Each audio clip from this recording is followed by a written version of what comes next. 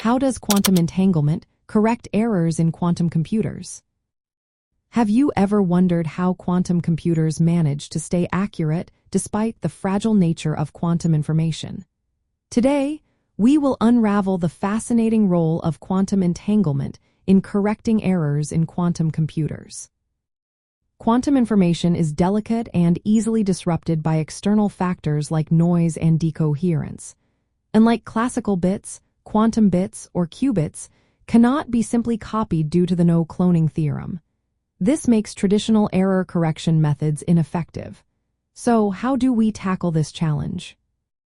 Quantum error correction codes come into play by spreading the information of a single logical qubit across multiple entangled physical qubits.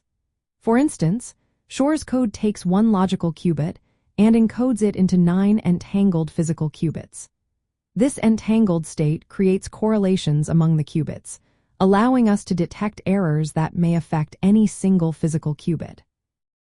The magic happens through a process called syndrome extraction.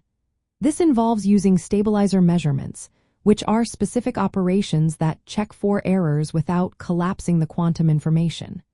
When an error occurs, these measurements produce an error syndrome, which indicates the type and location of the error while preserving the logical qubit state. Once we identify the error syndrome, we can apply a correction operation to restore the logical qubit to its intended state. The entanglement structure allows us to distinguish between errors and the encoded information, protecting the quantum data from noise. Moreover, entanglement-assisted quantum error correction can enhance this process. By sharing entanglement between the encoder and decoder, we can relax some constraints of traditional quantum error correction codes.